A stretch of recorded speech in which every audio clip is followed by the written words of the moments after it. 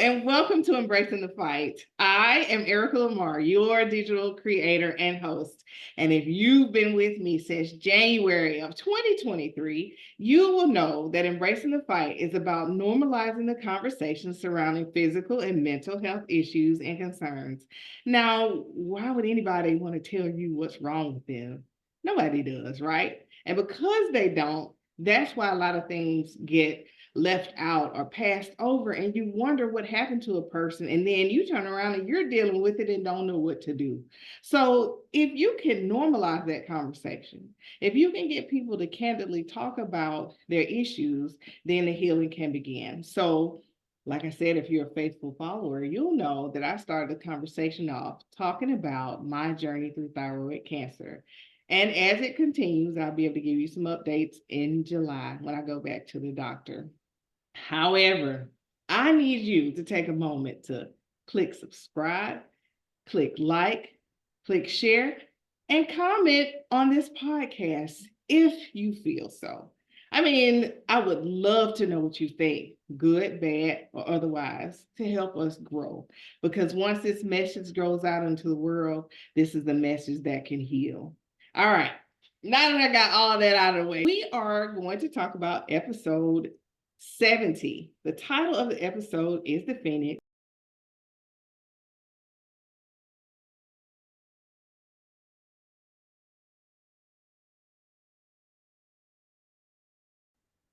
I will never be more grateful to somebody who is a non-family member than I am to that. Because he didn't have to. Right. A lot of other people did. Mm-hmm. And I had, like I said, I had just enough. You know, I went on Facebook Marketplace because I was trying to find a truck going conventional ways. Right. And it was it was rough. Mm-hmm. But it went on Facebook Marketplace. I had another place. It was a junkyard that was going to charge me more, and I was trying to figure out how I was going to come up.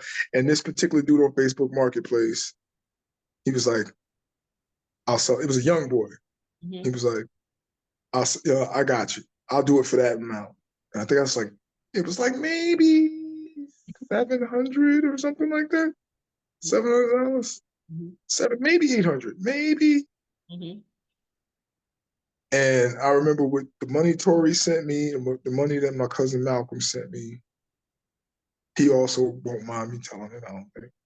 Mm-hmm. I was able to get that truck and keep things rolling.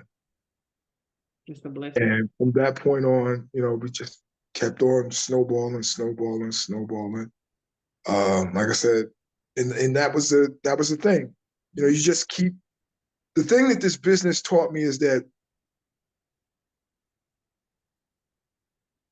like, I remember 2020. I kept saying, I remember in 2020, I kept saying that 2020, the year, I kept calling 2020 the year of raised standards and supportive rituals. Okay. And I kept saying that because that was my life. That's what I was living. That every day get a little bit better. Keep your rituals tight. Mm-hmm. And when it comes to just any business that you're doing, any business, keep your rituals tight. It does no people. A lot of people want to raise standards. Oh, I want to raise my standards. Oh, but if you don't have rituals that support the standard that you are aspiring to,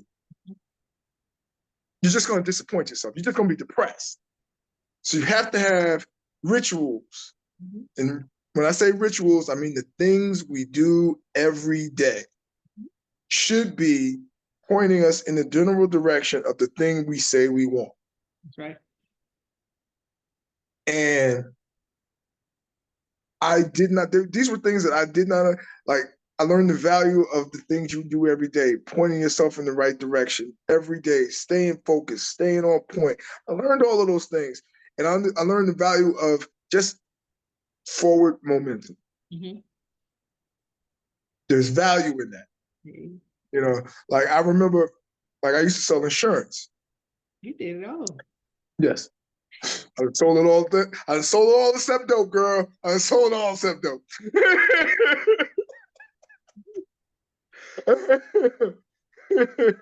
but, So bad. um, but I remember they used to talk about priming the pump. There was an analogy they used to always talk about priming the pump.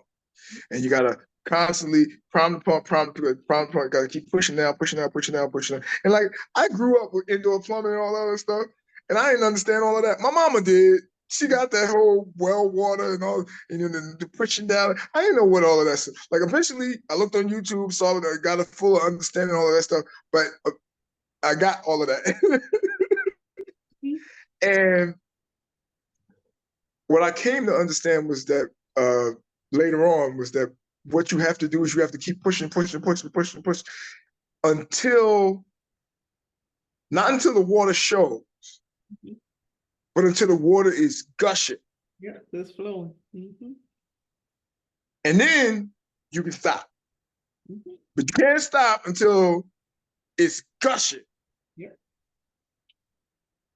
And a lot of people stop when they first see water, and then they put the bucket down. Yep. But you have to keep going until it's just, and then what happens is once it's gushing, you can stop, you can go away, and then when you want water, you just choop, and the water starts coming out because you prime the pump. It's ready. You don't need that much. Just the water comes right out. And a lot of times, in some of the other things that I've tried, I didn't do the incremental steps. I didn't do the over and the small things. And one of the beautiful things about this palette business was that it allowed me to see instant rewards. So it gave me that little hit of serotonin every day. It's like, oh, hey, it didn't matter how much money it was. It was like, I don't care, $5. It's $5 from selling stuff that was free. It was $20 that was selling stuff that was free. It was $30 from selling stuff that was free. Now I got gas money to work. Yeah, I can bank all the money that I'm making because I got gas money to work. And one of the beautiful things of working in the food business is that people feed you on those routes, so I didn't have to pay for lunches and stuff like that. They usually just like, hey, what do you want? But so I could just take all the money that I was making and just put it towards house bills and stuff like that. So now though, how does it feel to be like on the other side of all the adversity? Because we named the episode Phoenix. So you rose out of the ashes. Now you're on the other side of it. So what is it like now? In the interest of full transparency, we are never fully realized Phoenix. Okay. There will always be ebbs and flows. Understand that. Absolutely. There will always be ebbs and flows. But the thing that I like most about my life is that I have control of it now. Or I have control of my time. Let me say it like that. I'm gonna say I have control of my life. I have control of my time. I'm a big proponent in that. Like, in order for you to get, to me, there are 3 stages of freedom. First step is always going to be that you have to free your time. After you free your time, which is the stage that I'm in right now, is you have to free your body. And I'm in the process of trying to figure out how to free my body. I'm working on something. I'm working on something to be able to free my body. And when I say no, I'm not talking about working out. But, being able to take me out of the day-to-day operations of, so that I don't have to be in a specific location. Yep, so it can run autonomously. Yes. And then you want to free your mind. And once you free your mind, and when I say free your mind, it means that you're not even really, your thing is, you don't have to think about your business. Right. It's just fully autopilot doing its own thing. Mm-hmm. That's the highest level of freedom. Mm-hmm. And I'm working on the next two. Okay. But So there will always I'm sorry, go ahead. no So no always no. be. Good. Say what you've been saying. So Say. I was trying to, figure out, since you've gone from the lowest point in your life and you're rising to Yes.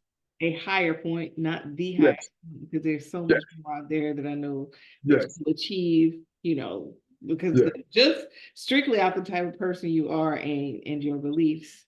What advice would you give to a person, who's at that low point, they're struggling, that's going through life, and they're like, I just want to end it. There's nothing better here for me. Um, if what I would say, get around good energy. Mm. Get around good energy. If you can't have good energy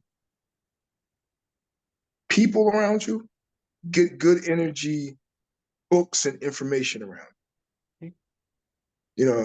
One of my sayings, one of these days I'm gonna write this book. Start today. Called OJ's Rules to Life. Okay.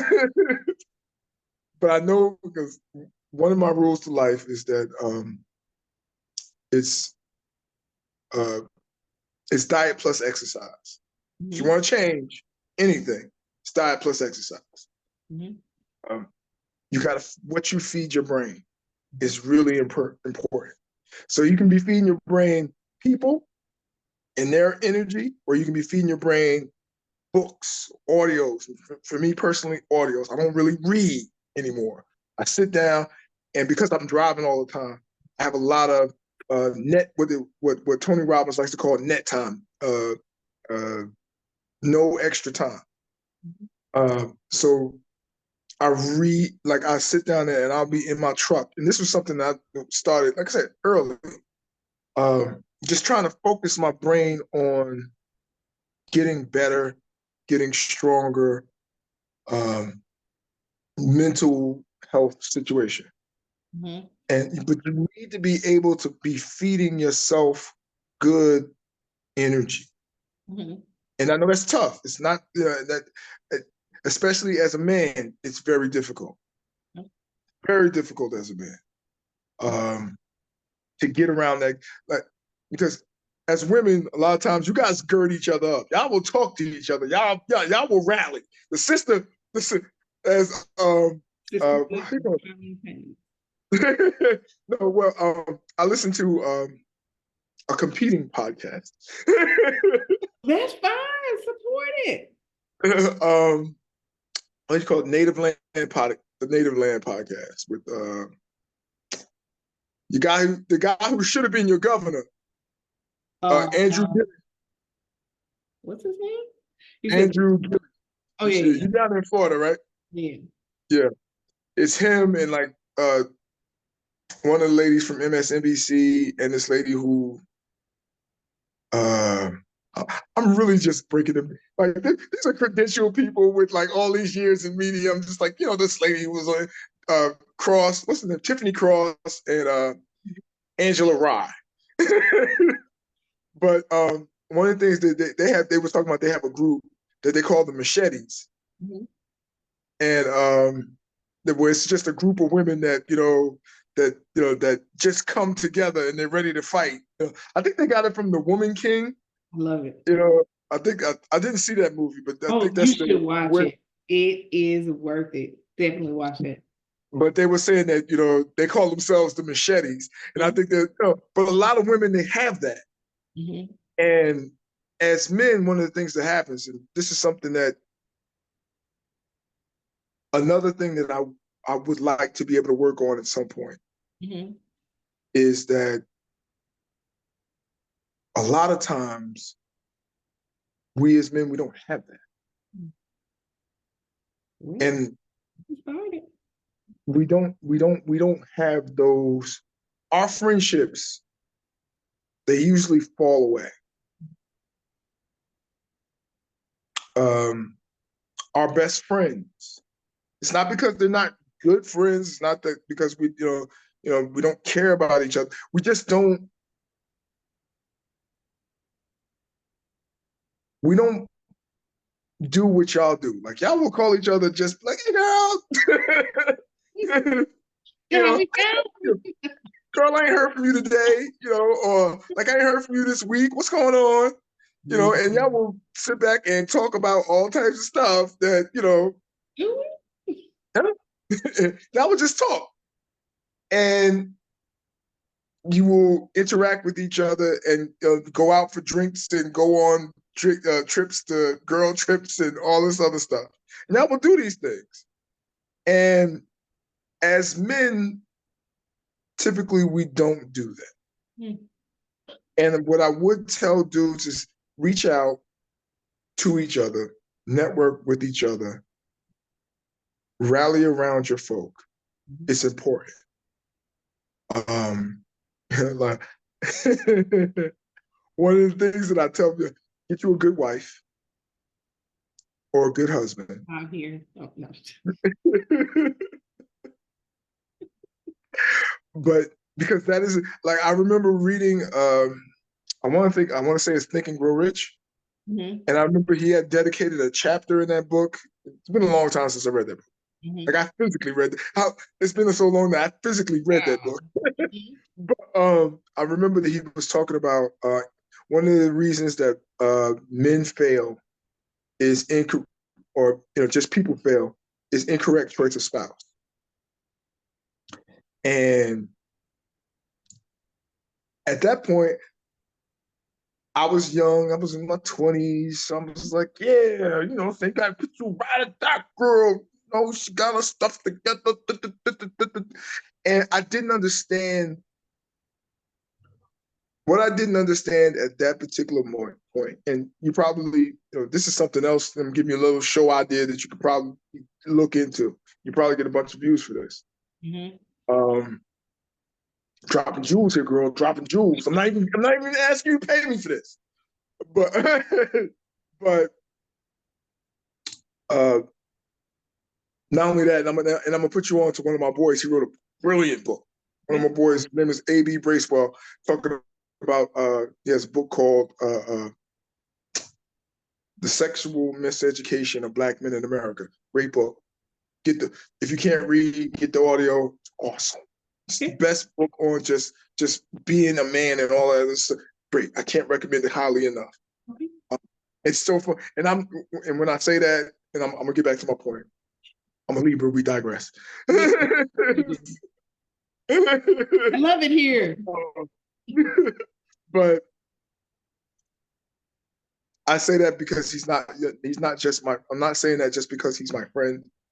I'm saying that because when I read the book, I realized that I had never seen anything like it, where people were that level of honest about the Black male experience. So you should put him on. If you can, reach out to him, see if you can get him on there, get him on. I'm sure he probably would do this. He would do this. He would do this. Make that connection. He would do it. But what I would tell you is that as men, one of the worst things that we were told was that whole bros over hoes. That's not a bad word, right? I mean, that's borderline right there, right? Okay. She was like, it's something that's good. You already said it. But it's the worst thing that men have told other men. Because what happens is, as you get older, your boys fall off. Not because they're trying to be mean, just the trappings of life happen. And if you did not pick the right girl, or if you picked the girl because she was really pretty, or she got that good job, but you didn't, or she's not good in a foxhole, you picked the wrong one. And over time, in the beginning, you can endure it. what you do, I think that a lot of times in the beginning of relationships, because you do have all of, especially when you're young, you're in your 20s, you're still hanging out with your friends and everything like that. And so you don't tend to lean on your girlfriend / wife as much as you do your friend. Right. But as time goes along, your relationship with your spouse becomes paramount because that's the person you see every day. That's the person you're talking to every day. As you move into your 30s and definitely in your 40s, the only person you're going to be having as a man, the only person that you're going to be having real conversations with is usually your wife and maybe your mistress. To being honest, and this is something that doesn't get said.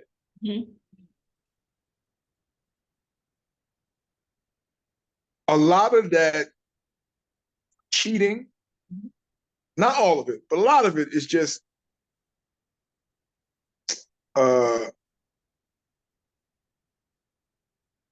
mental, a need. So what?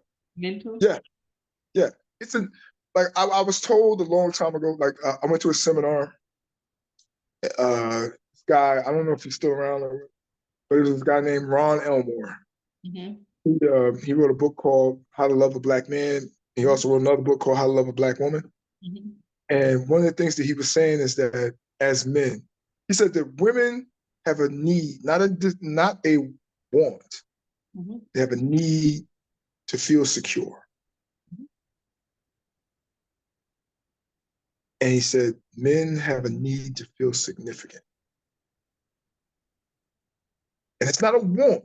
A lot of times, women will call it ego. And be like, I gotta be all nice. I gotta treat him like that. I gotta treat him like a king and everything like that. Every day. I gotta, and yeah, that's just it. There's a need to feel significant. And because typically speaking, women don't need that. Right. They don't typically give it. And you can coast in the beginning of a relationship because you got your boys around you, and they will give you that. They will give you that feedback. Oh, yo, you doing this, you the man, you da. And they will speak that life into you. And your girl's not necessarily good, but flash forward a couple years, and when it's all on her to do all of that, it becomes problematic. It becomes problematic. And so you should just let that marinate. Let that be a thing that you kind of sort of, go in there and go check out because,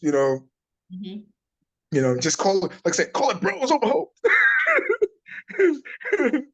So is there any other advice that you like would I said, like give to me, like I give? said, but definitely as far as getting out of the hole, just make sure that you have good energy around you. And just focus on the thing that you're doing today.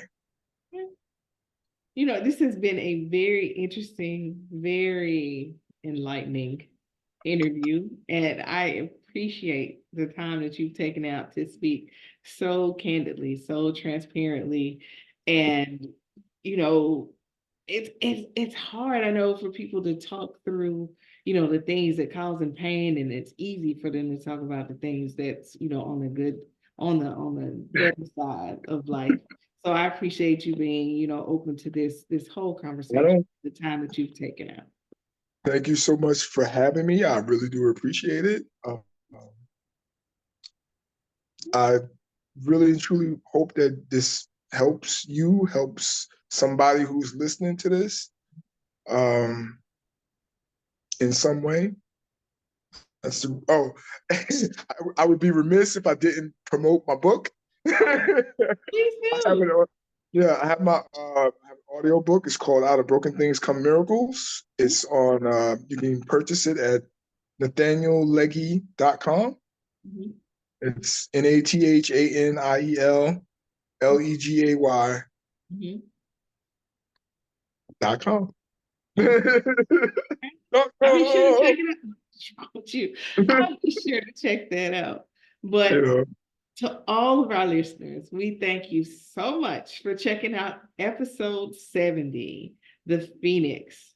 And I hope that this message brought you, I mean, if it didn't bring you some level, of enlightenment, I hope that it truly touched your heart and it truly changes your way of thinking when you're dealing with life, that you look at yourself as a work in progress and that you're not stuck where you are, that you can rise from the ashes like the phoenix to be your very best self or your better self as you continue to strive to be your best. You all have an absolutely amazing day.